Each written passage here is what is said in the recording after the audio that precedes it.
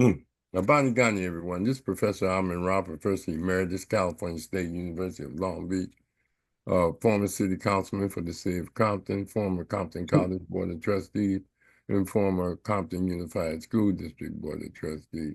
I want to welcome you to the Conscious Corner. My co-host, Joe Hembrick, may join us. He's a historian, longtime teacher and educator in the Compton and Linwood Unified School District, as well as the first black head coach of football at Linwood Unified, and at the same varsity, and at the same time, the creator of the Unity mural at Centennial High School. I don't know if they're gonna leave it up once they tear it down and rebuild it, as they say they're gonna rebuild it like they do in Compton High. But that's a whole new different struggle, who they really building it for, because they sure didn't build it while the African Americans was there. But anyway, still was the majority. But anyway, we're going to get into our discussion tonight. We want to welcome a long time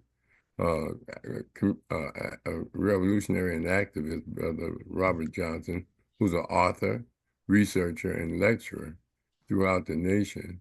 He's recognized for his book, The History of Compton, and other writings that he's done, as well as produced many video shows and talked to many young people during the Historical Society for Compton, as well as documenting by interviewing key personnel and personalities in Compton and elsewhere. And this brother has a long, rich history of struggle and contributions to the Black movement. He's a former member of the Black Panther Party. Or once you're a Black Panther, you're always a Black Panther as far as the CIA and FBI is concerned. And so, even though the organization may not be functioning, they still realize the revolutionary consciousness of those that was a part of that movement. And so we want to welcome Brother Robert Johnson. He's a good friend of mine, and he's a brother that always come through, always at community events, very visible in the community, and very, very strong in his commitment to exposing the truth and the development of the city of Compton, as well as the Black community as a whole. So without further ado, we're going to let Robert Johnson go ahead and talk about his history at Cal State Long Beach and the Black student movement, as well as about his books, about his research, about his various programs that he's participating in. So, Robert, would you go ahead and add anything that I left out? Oh, no problem. Well, I guess the best place to start is the beginning, as far back as I can remember. Um, the things that we look at our family and our family history because that's what shapes my grandparents on my mother's side.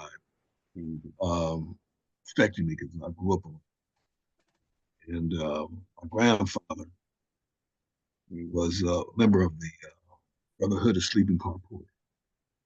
So when you went to my grandparents' house, you know how you used, and I think all of us here are old enough to remember, you go to most Black folks' houses, they had that picture of white Jesus on the wall, and then they had the Kennedys, and they had Martin Luther King. Yeah. Well, at my grandparents' house, they had white Jesus, but they had A. Philip Randolph next to him. And that was, I guess, being in that environment. Later on in the 30s, during the Scottsboro Boys incident, as my grandfather was involved in union activities um, with Brotherhood, they ended up joining the Communist Party. They joined the Communist Party because during the trial of the Scottsboro Boys, there were only two groups that were supporting them, and it was the NAACP, which they already belonged to, and then the Communist Party, which at that time was making a organizing effort throughout the South, especially organizing sharecropping.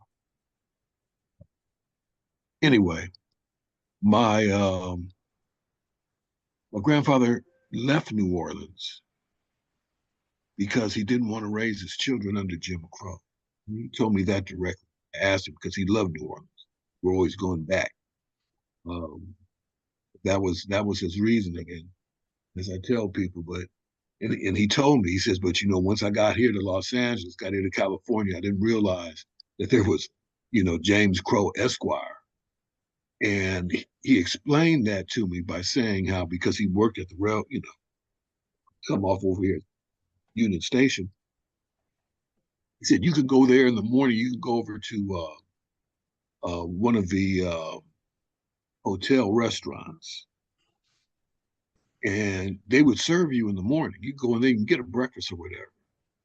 But then you might come back later for dinner or something like that, and the shift changed, and they got a different manager, and they're not serving Negroes today. And you never knew. That would just throw you off. At least, in the South, it just said whites only. Okay, so that was uh, that was always an issue. Anyway, my grandparents were, I guess, they put into me and into my mother in particular, the idea of justice and fairness, that we should have some sort of equality in society. And I actually remember my mother trying to explain racism to me when I was a little kid. So we had that basic consciousness. Um,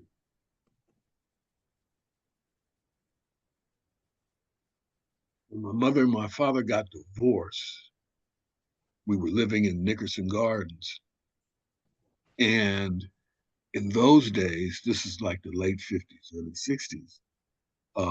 Well, actually, late 50s. There was a real sense of community there. It's a lot different than how Nickerson is looking on today. Um, in those days, it was we lived right off of 112th and Zamora, so most of the people who lived right there where we were, it was all families and kids about my age, and I remember that it was just you know like a big community, a big family. Later on, my mom got remarried, and we moved with my stepfather to Compton, and even though we didn't realize that we were participating in this migration from Watts to Compton, that the idea of Black people coming to the west side of Compton at that time was unique. You know, Professor Rahh, I think you heard me talk about George Washington Carver Manor before, how that was built by this really enterprising Black woman named Velma Grant. In 1946, she was able to get almost $3 million as a loan from Bank of America at a time when white women couldn't get credit cards. She bought 190 acres of land that used to belong to the Cressy family, from Cressy Park fame. And she built, well, she got Paul Williams to design these smaller homes because Paul Williams had, during the war, even though he was famous for building large mansions and show places, he had written two books on small homes, building small homes. And Velma Grant had checked out those books and asked him if he would design the homes for her, because what she saw, she had been in real estate for a while. She'd come up from Louisiana and she got here in the 30s. But she saw that the Black soldiers were coming home from World War II with the GI Bill, so they could buy homes and they could get an education. But because of segregation and redlining, they didn't have no homes to buy. So that's why she decided to take that gamble and build a neighborhood out of an open field. The thing is that when she did that, she put, by the early 1950s, there was 350 home-owning Black families on the northwest border of the city of Compton. That opened up West Compton Even though restrictive covenants were viewed illegal back in '48, it took time. But she was, because of what she did by putting that new housing there, she opened up West Compton. Um, my family moved into West Compton. We were on West Cedar Street in 1961. But I mean, I'm sure many of us remember, Bowling Alley, Dudo's Music Center, Littleton's Patio, everything that had been, coming due on the south end of Central Avenue, because everybody's always talked about the north end of Central Avenue, the Club Alabama and everything. But in the early '60s, everything that was happening on the south end. So my family and many other families moved into to West Compton, and it allowed us to elect the first black city councilman, Douglas Dollarhide. So we were able to do that, in the early '60s. He becomes mayor by 1969. And in 1969, East Compton, a lot of East Compton was still white and pretty hostile. But we were able to elect the first black mayor of a major municipality west of the Mississippi. That is actually the first political campaign that I ever worked in, and still kind of proud of that fact. Um, People forget that Dollarhide, once elected, he appointed the first black police chief in California, first black fire chief. He appointed the first black school superintendent. You know, so I mean, even the civic center that's there today, that has Douglas Dollarhide's handwriting on it. And Douglas Dollarhide, his father had been enslaved. So in that one generation, you went from slavery to becoming the mayor of a major municipality on the West Coast. I always thought that was pretty remarkable, and I'm glad I had a chance to meet him as I was growing up. And that was the wonderful thing about growing up in Compton, was that you met all these different people who were doing all these different things. You know, Mervyn Dimely, just Amin Ra. I mean, come on, you had Mr. Filer. He was like a mentor to the whole community. So I grew up in that environment, and with the idea, and I think it was more unconscious because Compton was becoming that black city wherever we would go, as like when I was on the speech and debate team or anything like that, we would usually found ourselves to be the only black group that was in whatever arena. And it gave you that cohesion, almost, us against the world type of thing. I was in the Boy Scouts in Compton. Um, I went through Cub Scouts, Boy Scouts, but we were the only, well, black and brown troop that was out there. You know, there were a couple of others, but they were from Compton also. I think 39, 626, and 828. We were all, from Compton, and you had an idea. The same thing. I was on the swim team. I swam for the city of Compton. We there was another swim team out of Watts. We actually had the same colors, but we were the only ones. And you kind of, I don't know, it's almost like I understand, like you were representing, all black folks. Like when we were on the debate team and we would show up, and they did not expect us, to have any sort of academic rigor. And when we turned around and we would win, we looked at it as a win for all of us. You know, Rod, I don't know if you remember the 1968-69 basketball team at Compton High with 66 Yeah, wins. I played Yeah, against some of them I, when they were sophomores. yeah. Mhm. Now, they got to the point, like when they were in the magazines and everything, that they just weren't playing for Compton High. It was like the whole city was enthralled with, you know? everybody was paying attention because it was showing what we could do as people from Compton, you know, who have been, we were already getting this negative jacket because we were the black city, and the white supremacist narrative, especially in 1969, was, these Negroes cannot run a city, and if they do get it, they're gonna run it into the ground.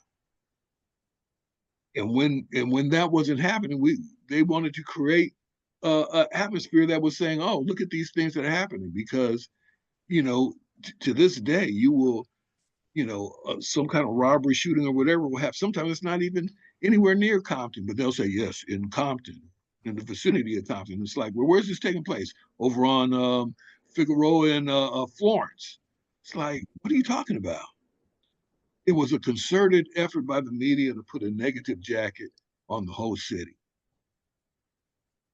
and redefine who we were and who we are. So that was part of my growing up, especially when I understood the people who I was going to school with. One of the misnomers, for instance, is the majority of the black mayors, especially coming after Dollarhide, were all men, educated people. They all had degrees. Some had advanced degrees, and the portrayal is that, oh, Compton officials are buffoons. It's almost like something that you would see out of Birth of a Nation, when they would show the old Reconstruction movies. That's how they want to portray it, you know. And one of the things, and Raj, you know what I try to do now. I I'm working with people who are trying to change the narrative on the city simply by telling the truth, by telling the true narrative. So that's um, that's how I got to the point of just, looking back on my life, just growing up. The thing that radicalized me, I still actually remember the day, is December 2nd, 1972. I'd already been working as a community worker over on Stockwell with a Panther Party breakfast program. Um, just as a kid, some of my friends, we'd just show up and they kind of help out. We'd come early in the morning. But we weren't disciplined cadre, just kids showing up. And we did that whenever we really wanted. Anyway, on December 2nd, 72, coming home from shopping, and the whole neighborhood was kind of blocked off by the police, and noticed that it was Compton police on the outer, sheriff on the inner. And my mom was driving, so we had to, cut through the neighborhood because they had this ring of exclusion 2 blocks from our house. So we go home. I found out later on that evening that the sheriff had shot a 13-year-old girl, Marquita Faust, who was the sister, two friends of mine from school, Keith Faust and Cecil Faust. Um, they called a community meeting. People came out because their mother had been arrested for murder. Police shot her daughter. They were charging her with murder. They had invaded her home. Anyway, it was just outrageous injustice, and everybody in the neighborhood showed up. And I'm sitting here. I'm a young guy, and I'm just blown away that, who shoots a 13-year-old in the head? You know what I mean? Plus, what made it even worse was this was a pork chop pig, just this Negro. What had happened was the white officer was ramming her head into the side of the patrol car. He had lost his weapon, and Marquita bent down when the weapon fell, and the Negro officer shot her in the head. Hmm. And I had to ask myself questions like, how she's 13. She's a girl, and you know, I didn't know if this guy had kids himself or what, but how could you do that? It couldn't, and nobody was give. I, as a kid, you have to remember I was a kid at this time. You know, I'm trying to understand, make this make sense to me. How does this black man shoot this black girl? And the only understanding that came to me was when I was talking to these older brothers who happened to be Panthers, and they were basically telling me, it's we're not tripping off the individual police, man. What we're looking at is the role of the police in our society. Because no matter if you participate, you're going to, you're part of that role. Black, white, or indifferent. But having that explanation, where I understood that it was the institution, this person acting inside this institution, that institution supports that sort of behavior because, of course, he didn't get any, he didn't have any issue. He didn't, the institution supported that. That's when I began to understand. It's like, okay, we have to look at a broader picture, not just these individual pigs, but whole infrastructure, the whole structure of society. When we look at the, how would you say, the institution? Well, once you look at the institutions, we realize that the institutions in this society, at least I realized that if we're generated, we're developed by slave-owning white supremacists. And they developed those institutions to serve their needs because our needs weren't even on the map. It would be like, it's like my horse's needs. They weren't thinking about us. Just like I always try to correct people when they start talking about oh yes, well, United States talking about the all men are created equal. And you have to explain to people that the word, how we look at that has been created, was created by people like Martin Luther King, Booker T. Washington. You go further back, because originally what Thomas Jefferson was talking about was not that he wasn't equal with these Negroes or these Indians and all that. He was talking about the monarchy. He said all men are created equal. He meant all white men. He was saying there's no divine right monarchy. Some people kind of forget what they were fighting against. They were fighting against monarchy.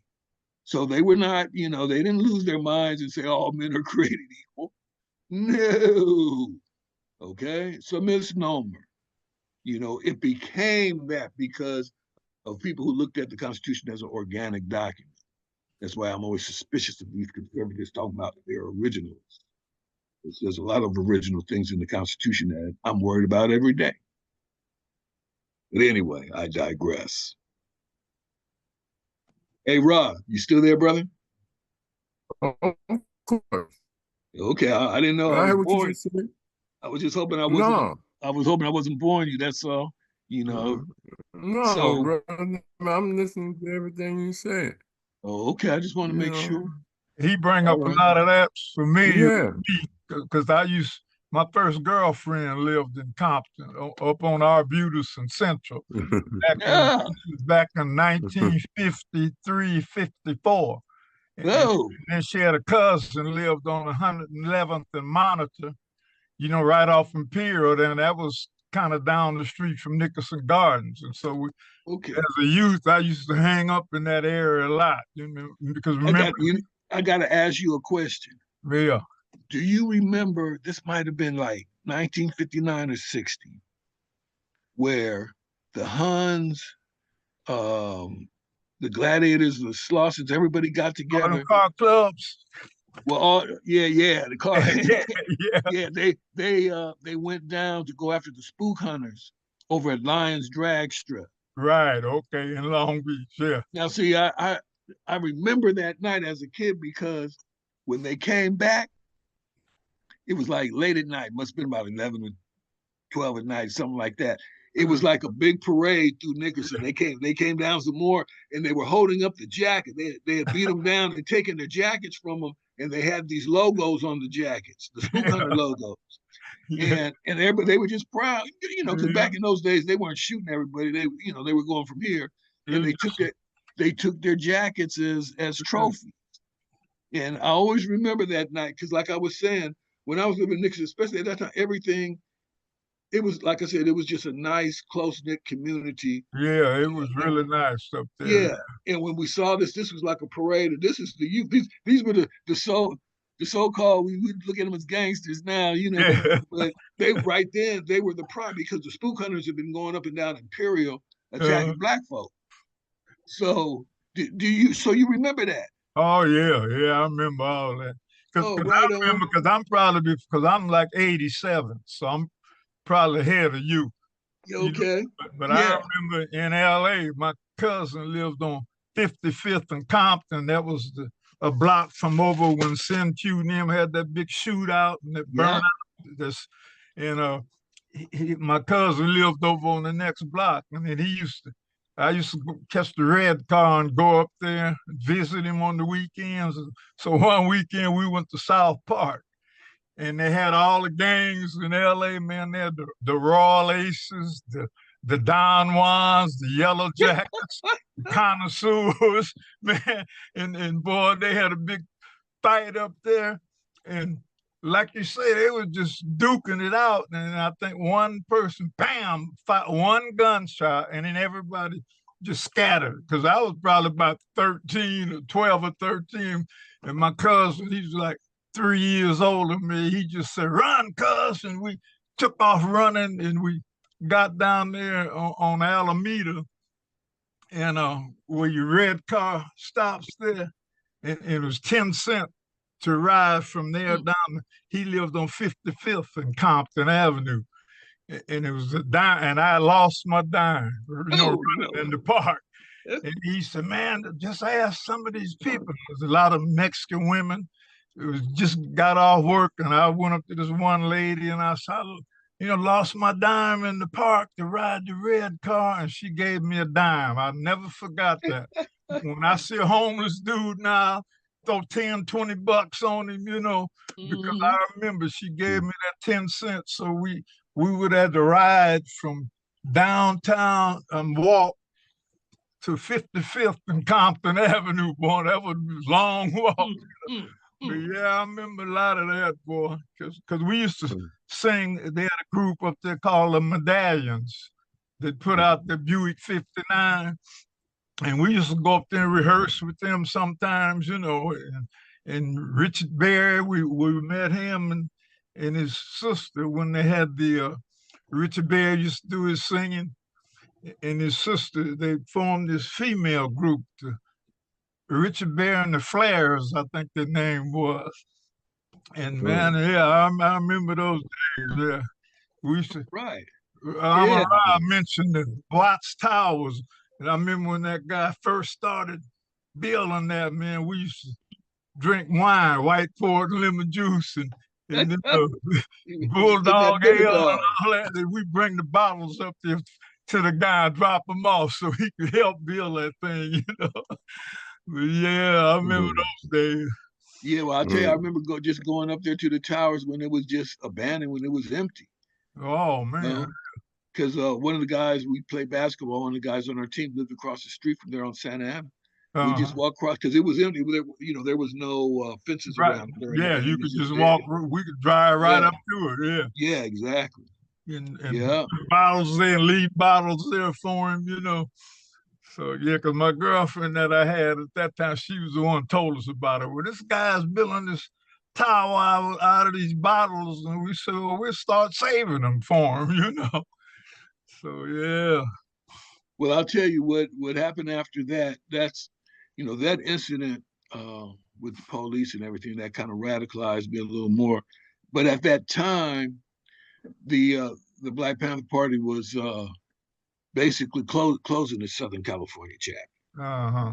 They had left. They had left like they want to say like a skeleton crew. They Yeah. still had people operating here, but it wasn't out front in the office. So I'm just doing my regular kid thing, man. I'm low riding, you know.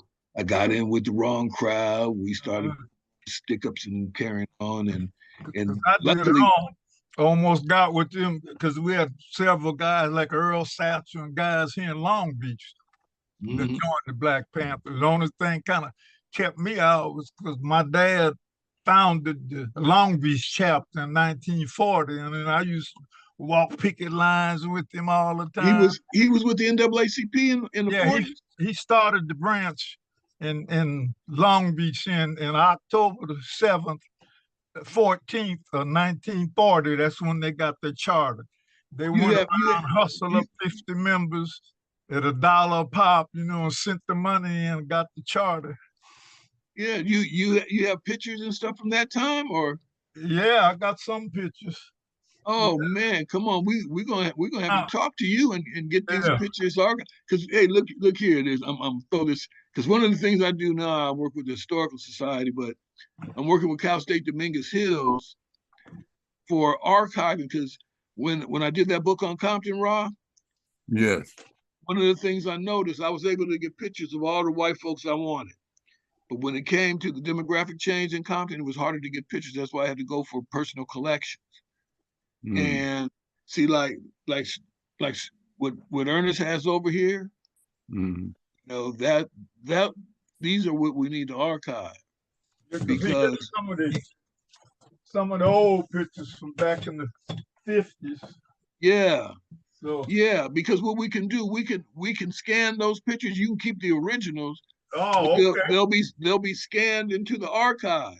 In that way, scholars, anybody who's looking like they're doing research on the NAACP in Long Beach, Right. Mm. they're Yeah. gonna have something because there's not much in there right now on the NAACP in Long Beach Oh, okay. Yeah. I'll be because glad to I've do that. looked.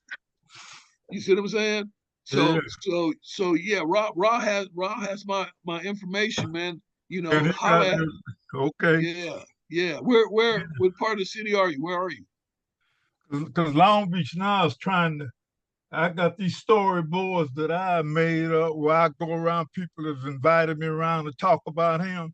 Yeah. Get little displays. And 2 weeks ago, I did a display with the National Council of Negro Women, the Long Okay. Beach chapter, and talked Okay. about him.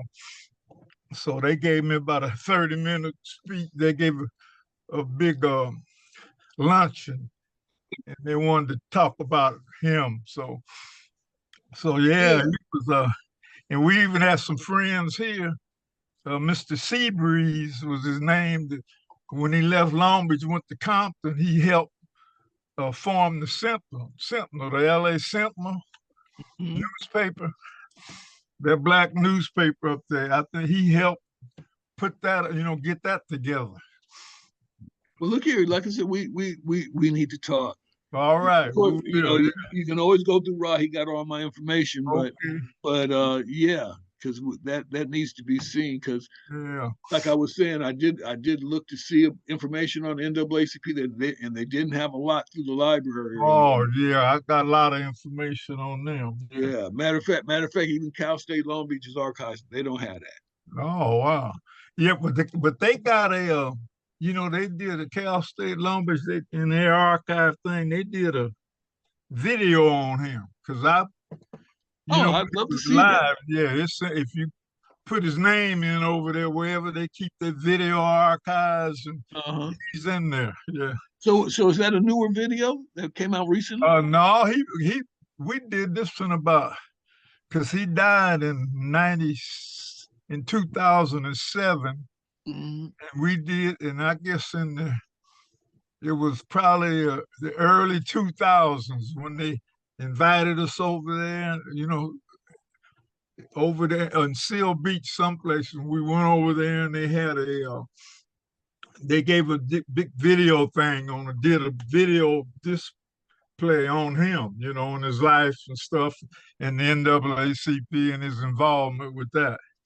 Because I think that what got him kind of tagged as a communist, and then that followed, which is another story, followed me on through the army when I got drafted. But we're not talking about that, but because I remember 1948 when Paul Robeson was invited here. The NAACP invited him here to do a fundraiser for him. You know, and he was a proclaimed communist, and he came to the house. So that kind of, even when I was in the army, you know any communists? Well, I knew him, but I didn't know nothing about what communism was all about. But and then Harry Belafonte's wife, well, Eslander Robeson was Paul Robeson's wife. Had been house twice. They gave a fundraiser and a luncheon, and my mother did all the cooking. So she's visited our house twice. And then Harry Belafonte's wife, Marguerite Belafonte's first wife, she been to the house. And then Harry was supposed to come, but he had another engagement, so he didn't make it, you know. Wow. Yeah, he was involved with a lot of, people that I guess some of them later on, they claimed they were communists, but that's what they do when we fight for our rights. That's how they try to stop you. Go ahead, anyway, Bobby. So anyway, where was I? I was thinking I was some little lightweight criminal, and I was just hanging out with the wrong folk. And but one of the things I found out was that I could plan things and execute them very well. And so I had an incident one night, and I'll just put it like this: it was like the police had rounded up, caught a whole bunch of people who were with us, because I just put it this way. You know how you get into that little bargain when you're bargaining with God. You say, if I can get through this, I'll stop doing what I'm doing. That's what happened. I'm sitting under a pile of wood, hiding in the backyard off of Atlantic Drive. Okay. With police helicopters and the sheriff running around, and I'm just laying there, just thinking, if I can get through this, I'm gonna turn over a new leaf. Basically, is what it came down to. And I was spared because most of the other cats they got arrested because police herded people. They had them running right on Atlantic Drive and everything. And anyway, I just laid there, and I guess I waited them out, and I was able to get up and got back in my car, and I headed home.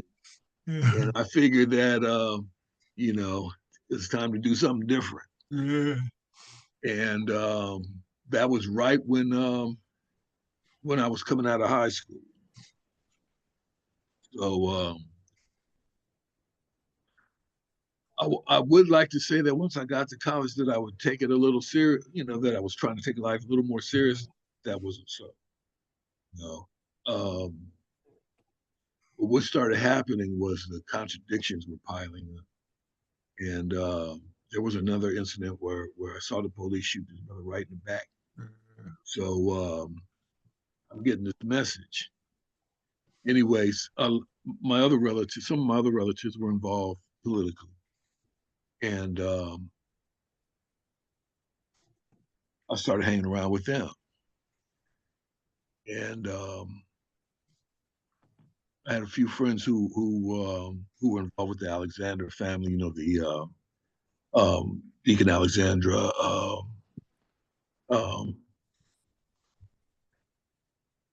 Kendra, and Franklin. I think so. I don't know if any of you remember Franklin and Kendra. They were really great organizers. Fortunately, Kendra died in the house. Anyway, they were the ones that were putting the whole, Free Angela movement together. And so I got involved in that. Then later on, because that morphed into the National Alliance Against Racist and Political Oppression. while I was doing that, I was still working with some of the uh, party members who were still, working in Los Angeles. And one of the things that we wanted to do is we were talking because I was a kid, and it's like I do, and it was like we wanted to rebuild the Black Student Alliance, that Black Student Network that had been destroyed in the early 70s.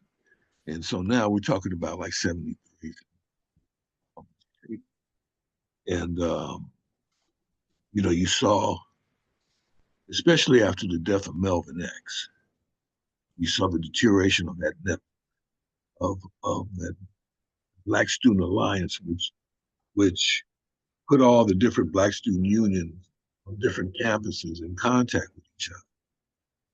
And, I look back on that and you could see how that had to purposely be broken up because it would have been like a feeder. It would have been feeding your high school, your college into the ranks of community activists. Okay, because a lot of like when we were doing the liberation school and we were doing the tutorial program, things like we were pulling that off of the college campus. The tutorial program that we had set up was basically we used this program over at Cal State Dominguez Hills called EPIC, and we used that to get the students 3 units. The ones who participated in our tutorial program, they were because we didn't have no money to pay them. We were able to give them 3 units for participating. So that's how we got college tutors to teach these junior high and high school kids, math, reading, history. And we did it using, using some of the local facilities, the libraries. Eventually,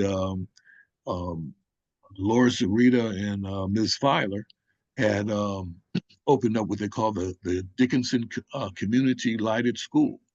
And we used that as a template, using existing facilities to do these sorts of activities.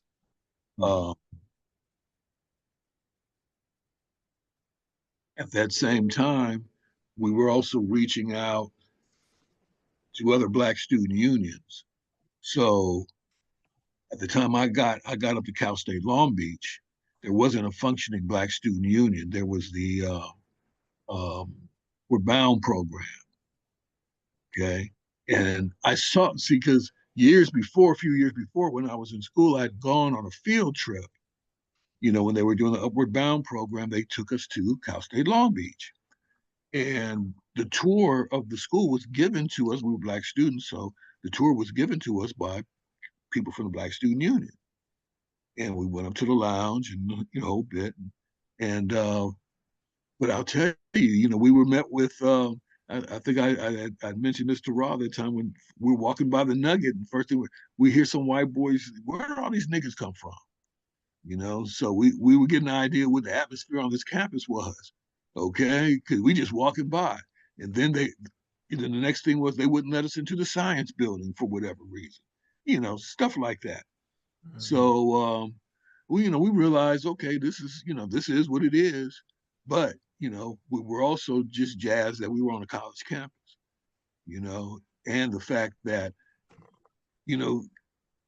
I could only imagine what it would have been like if we hadn't had the Black Student Union members giving us the tour. Yeah. Okay. So now, by the time I get up there, a few years later, unfortunately, and Rahh, you would have to put it into context because there wasn't by, let's say, September '74. There wasn't really a functioning Black student union that had been functioning before that. They had moved off the campus into what they call the Black House in Long Beach. And they had a Black Studies Student Association, though, that took its place at the same time, but it wouldn't be as huge as the Black Studies Student Association. They worked mostly with the department. But go ahead. Yeah, so So with that, that kind of left a vacuum because there was no visible group on campus. Okay, so um, talking to party members, they were saying, "Hey, we really need to set this, see if we could reset this network." So I was up there, and part of what I wanted to do was to have a resurgence of the Black Student Union and use that as a platform to basically re-energize a Black Student Alliance, so that you have the communication between all the Black student unions and build that up as a network again, because it is something we had before. Okay, um, what we were finding is that there would be all these individual struggles on different campuses that the other Black student unions were not aware of, simply because we had no communication. So you also get into because every year that next group is graduating out, so you're losing institutional memory. So like by the time I get there, I had no idea that, oh, what happened to the other brothers and sisters who were here. So I didn't know that they had gone to the Black House until later, actually, when I run into Willie Elston and those cats. But initially, we didn't know, because at least we would have had more to build on. Can't think of Don's last name. He was in it, but Don. Then there was a faculty advisor, Doug Robinson. Don Duran. Don Duran. Yeah, that sounds about right. Yeah, he used to drive. He had like a classic Mercedes he used to ride. Yeah, Yeah, Don Duran. yeah. So he really helped us out, kind of steered us a bit in the beginning, because we had elections and stuff. I got elected as the president, and there's another brother named Nimrod Johnson got elected as vice president, and we went from there. A couple of years later, well, about a year or so later, Doug Robinson, I guess a year or so or whatever, but Doug Robinson was the one who um, brought us the idea of actually putting on historic or educational seminar. And so we would do a Black student conference type of situation. We would have Gil Scott Heron on campus, different speakers, things like that. And we would support that, and we would usually try to bring people on campus in support of certain issues. Eventually, we reopened the chapter of Southern California chapter back up, and we were part of it was exploiting our relationships with the college campuses in order to fund or at least people our community program. So, then at the same time trying to expand our reach on like other campuses, things like that. We used the circulation of the Black Panther newspaper, like student units, to help do that. That we were developing a relationship, because well, they got a small revenue from selling the paper. So anyway, that was what we were doing. Eventually, there were contradictions that arose there. One of our principals ended up getting into a shootout with the police. Uh, but and it put things in a direction. Plus, there were things happening just after Huey had gotten back from Cuba, which changed a lot of things. There were a lot of things that were going on. For instance, before Huey came back, Elaine was Elaine Brown, who was in charge of the party, was really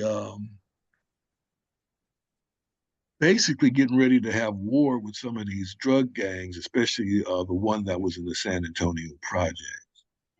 Because at the time they were selling heroin and cocaine out of there, and what was happening was they would just move in on people, and it was known they if basically you had a single woman and kids, and they would say basically we'll pay your pay for your rent or whatever for me to use your house, and if they refused, they beat them down. One of them happened to be a woman who worked because we had a breakfast program in the San Antonio projects up there in Oakland. One of them happened to be one of the participants. So they had complained, and there was a squad that went in there to go check that out. And when they went in there, they saw how these guys had set everything up, from their own snipers on the roof to the whole bit. And our answer was we developed another.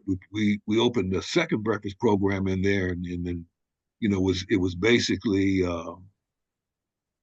coming like to a head. There was going to be something happening right about that time, because like I said, Elaine was, I think she was ready to go to war with them. It was just our issue was, we had the technical equipment, but then we had the manpower. And the main guy, this cat named Felix, he actually lived down here in Northridge, but was doing all his business in Oakland. Anyway, when Huey came back, there was a meeting at a restaurant, and between the two warring drug gangs. And instead of taking a firm commitment against them straight out, it was like they basically said, "Look, we'll donate." I think it was like around 100,000 a month.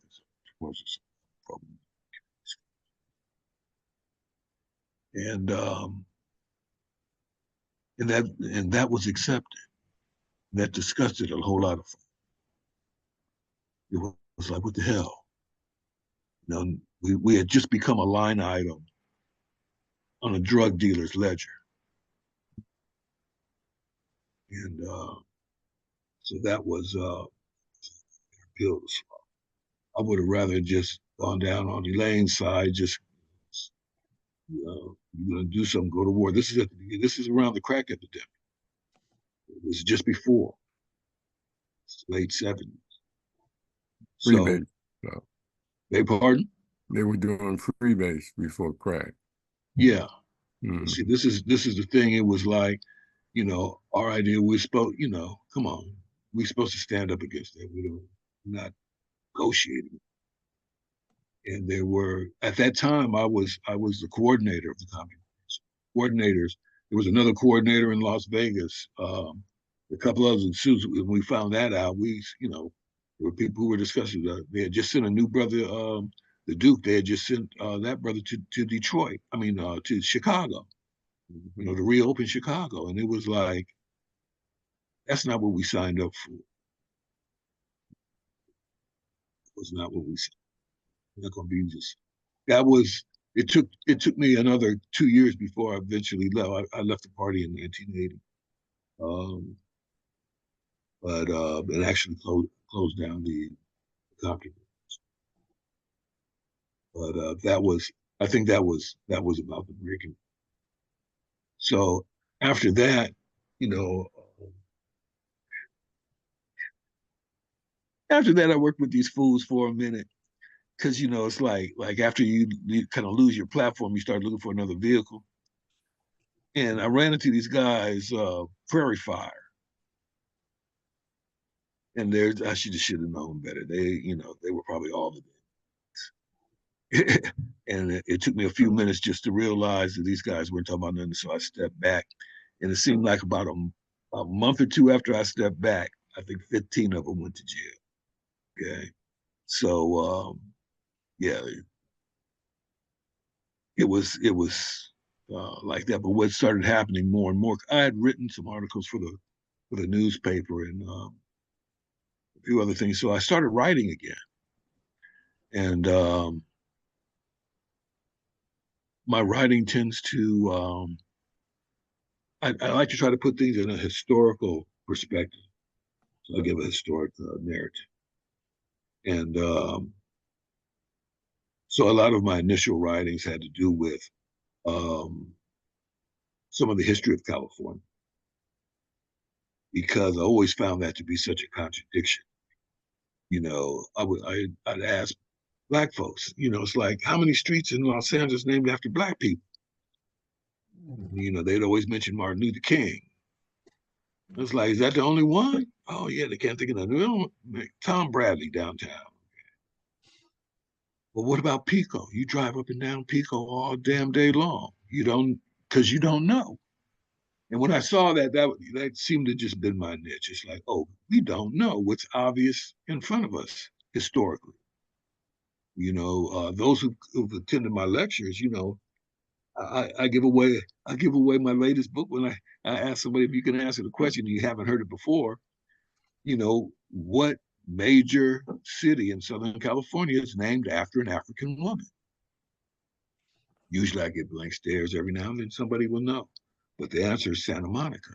It's named after Saint Monica, who was born in North Africa, and she's the mother of Saint Augustine, okay, the Christian theologian.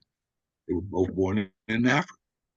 So, I like to drop things like that on people. Even the name California is about a black woman, okay?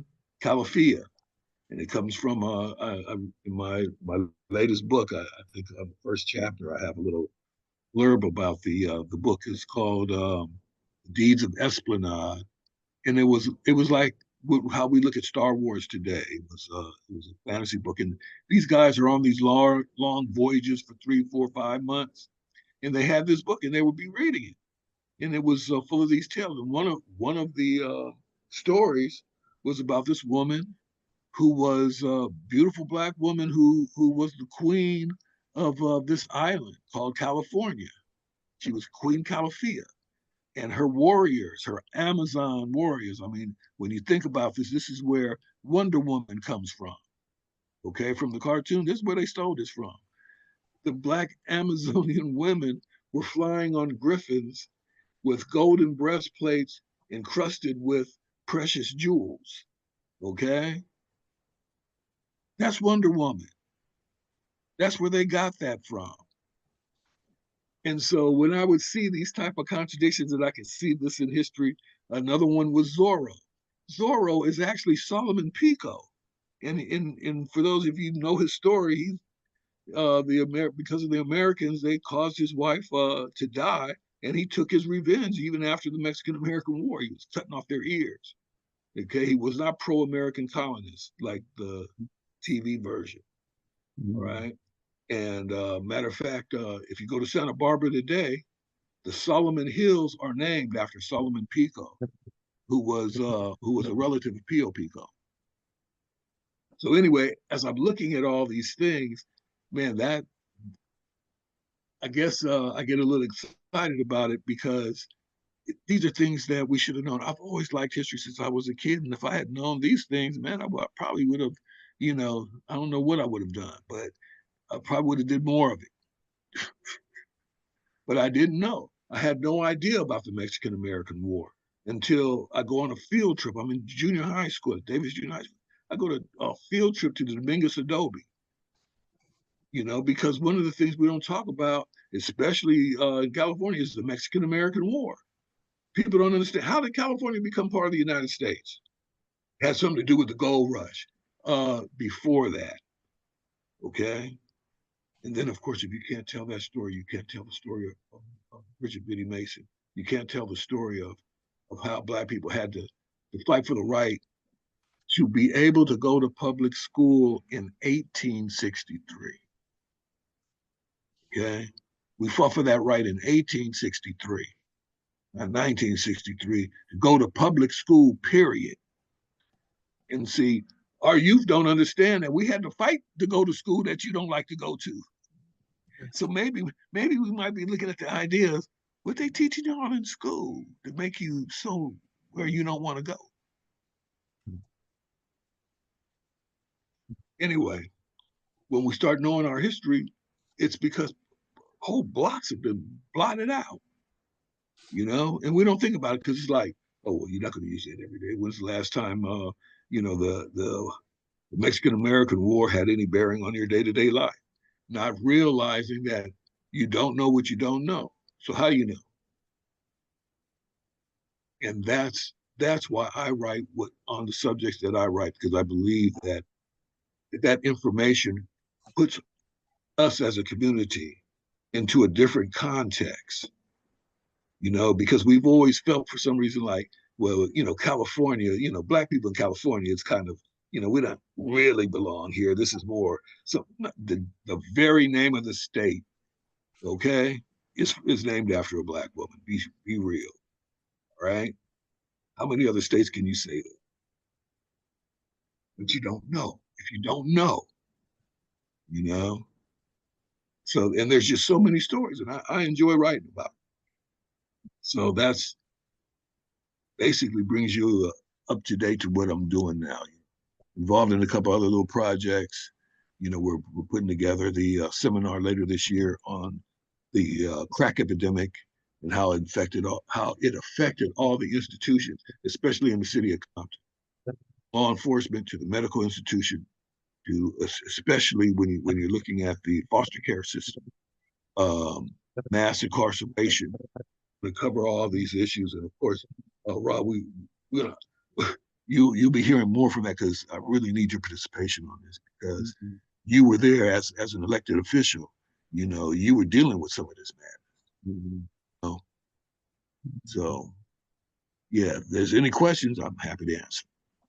Right. Uh, Kwabena, are you still there? They may have stepped out. Mshinda, you have any questions? No, I just want to appreciate the brother coming on. Last time he was on, I was here. Mm. We from the same neighborhood, similar backgrounds.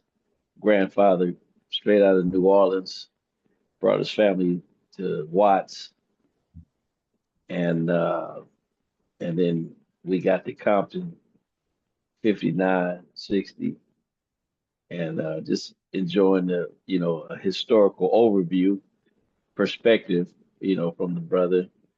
He mentioned the Faust, Cecil, I know Poochie, and the other brother. I used to be on Spruce Street, hanging out at the house. My brother knows. My brother been to your house. Is this Ken and Ron's brother? Yeah, Yeah. So you ever heard of Fudgy? yeah, That's my brother.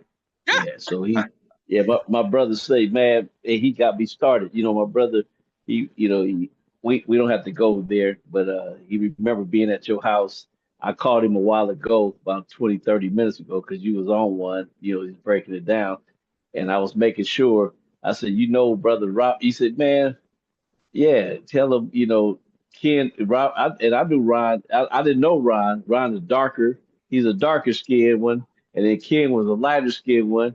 And I see you on the screen, so it's not that matters. But when we was coming up, I remember especially Kenneth, and yeah, but but I'm saying is my brother been to your house many times, and you the one that kind of pointed him, in the direction. He never became like a Black Panther because he mm-hmm. was young, but you put him on point with that. And then later on, some of his friends that were older, because he ran with older cats, and but he acknowledged you as a real one. And so, but like I say, I just wanted to acknowledge that. And but we were around on Palmer Street, growing up, and I remember Yeah, Dollar High. Dollar High, my daddy was on his campaign. I'm not gonna mention.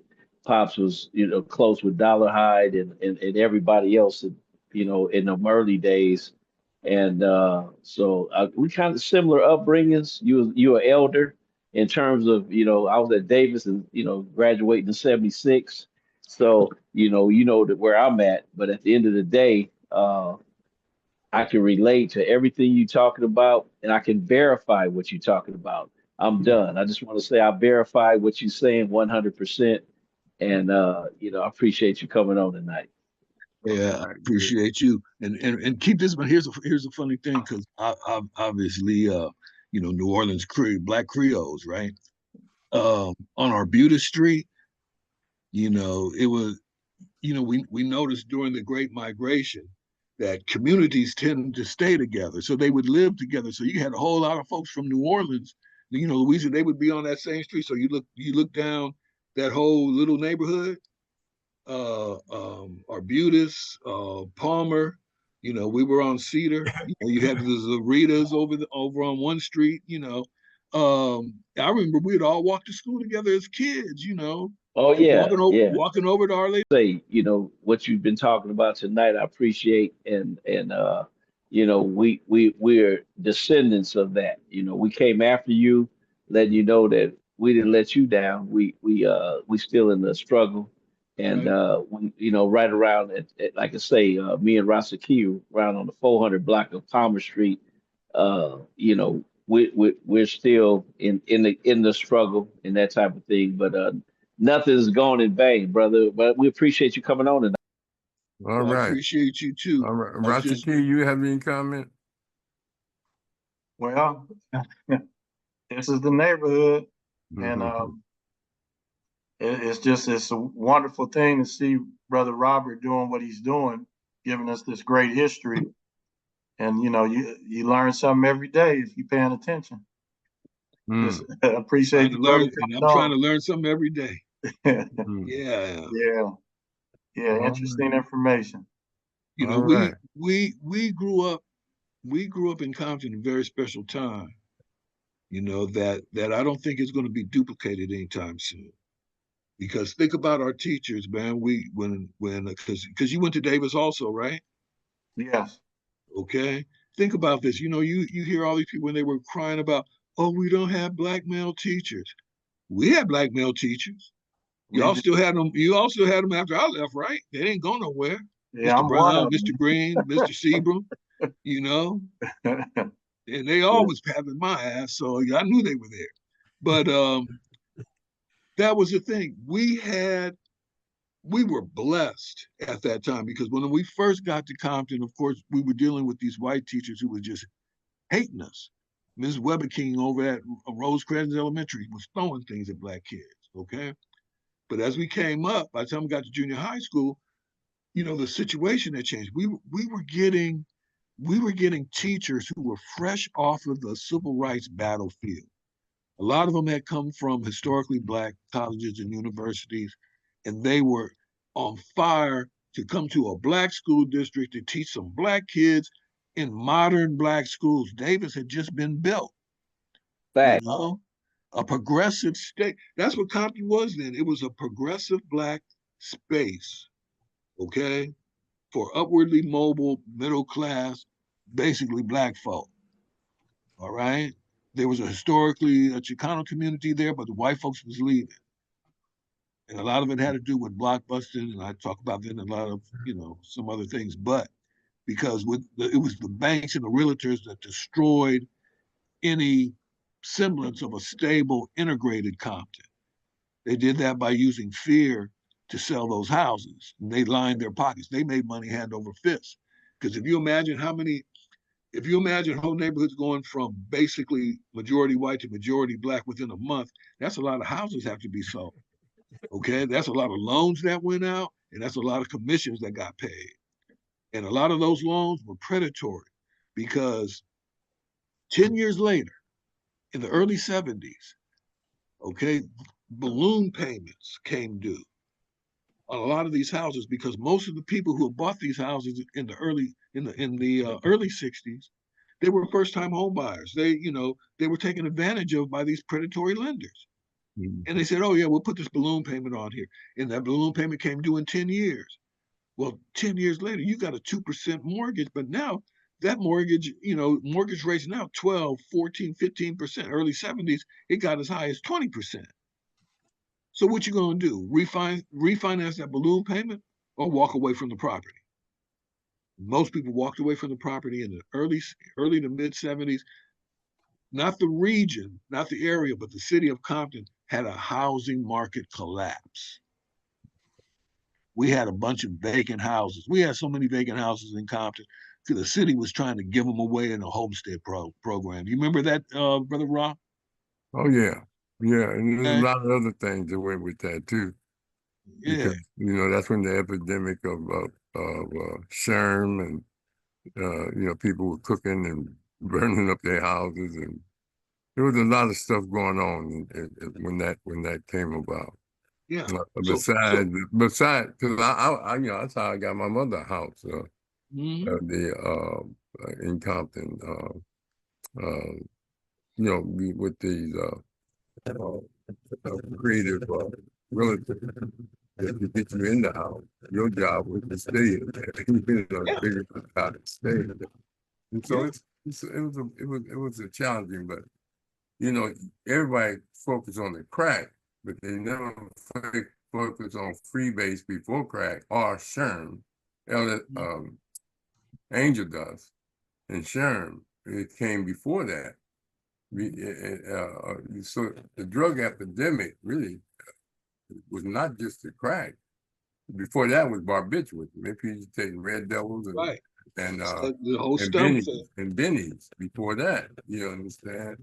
And then before that, and McBride would say white pork and lemon juice. You understand? Wine on you. Wait till 6 o'clock for the liquor stores didn't open till 6. Brothers be stretched out right in front of the liquor store, waiting on it to open. We used to call them crows because they'd be sitting on the fence waiting for the liquor store to open. So they got to get their wake up. You understand? And it's there was a lot of things that went from alcohol to barbiturates to the weed. It really wasn't a problematic drug as much as the heroin, cocaine, and cocaine was expensive then. That was for the movie stars and the actors because they just snorted it there. They wasn't smoking it like they did with crack, and it wasn't cheap. Well, Professor Rahh, they always had a diversion for us. Yeah. And now part of that diversion is video games and the media. Well, it's just as addicting. Cyberspace addiction and cell phone addiction. All of those, TikTok and Rock and all of them. The addiction, as Dr. Naeem McBride said, we were kidnapped by the TV, electronically kidnapped. Now we kidnapped by cyberspace. And so, if you don't monitor your children and regulate that, it becomes an addictive thing. And that's why some school districts are outlawing cell phones at all. I call them screenagers because all of their lives they've been in front of a screen, and that screen is telling them things. Well, not only that, it interferes with human interaction. Yes. When kids would rather Google answer to a concern they have rather than ask their parents or their bigger brothers and sisters. It became the situation where people are just, like you said, they don't have the human act. We played ball in the streets. We played ball at the gym. We played ball with each other. Even when we gambled with each other, they can gamble on cyberspace now. We played Tonk, you understand? Played, that was a big thing then, and poker, but they played 7-card poker, 5-card poker, but it's different now. People can, even when you go to casinos, it's all electronic. You play poker on an electronic machine. So anyway, my point is that there's a lot of things that can divert you, and you'd be surprised at the Black people that are hooked on casinos and hooked on gambling. Gambling is an addiction too, and people don't focus on those addictions. But first of all, we want to thank you for being here and sharing your wealth of knowledge. We got to have you back to talk about those other things, good in the hood, things that you were telling me about, all the projects, setting up the hotels for the people that had some fires.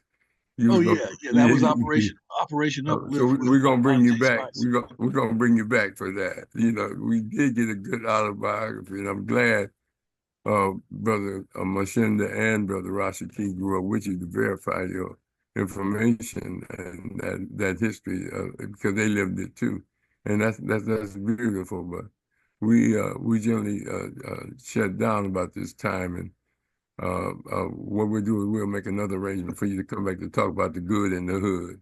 And Right then on. Ernest, we're going to get you on to do a legacy of your father, Right. Yay. Ernest McBride. And I think if you let me know when you're ready to do it, if you want to do it next Tuesday, it's fine. Yeah, anytime's all right with me. Oh, okay. Well, hey, Rashaki, Yeah. Ernest McBride will be on our show next Tuesday, talking about the legacy of Ernest McBride of Long Beach and the civil rights movement in Long Beach. Okay. You make sure I get a copy of that link because I do want to see that. Oh man, he has a wealth of knowledge. This brother is a walking historian. Looking forward to it. Ernest, the one that's on right now, Ernest Jr. His whole family with the Giles and William Martin, them and all of them. He lived through all of that, and at that little corridor where Long Beach was strong with the black community. But above his father was started the Optima Club as well as the NAACP. Was a major member of the Optima Club, as well as they dedicated a school and a park to him, if I'm not mistaken. Yeah, The city of Long. Skateboard Park, Community Center, Yeah, all of that. and the high school. Yeah. Yeah, so he's a living legacy. Matter of fact, he gets more recognition than the city council people that were there. So not Doris Topsy, not James Smith, Jim Smith, none of them. But they were some of the first black elected officials in, I forget that 11th district, one of them that D. Andrews was in. Sixth But district. Yeah. 6th district. But he's going to be on next Tuesday. And if you really want to get a historical perspective of the black civil rights movement in Long Beach, we're going to have Ernest McBride, who was the son, of his father. He named after his father, on next Tuesday.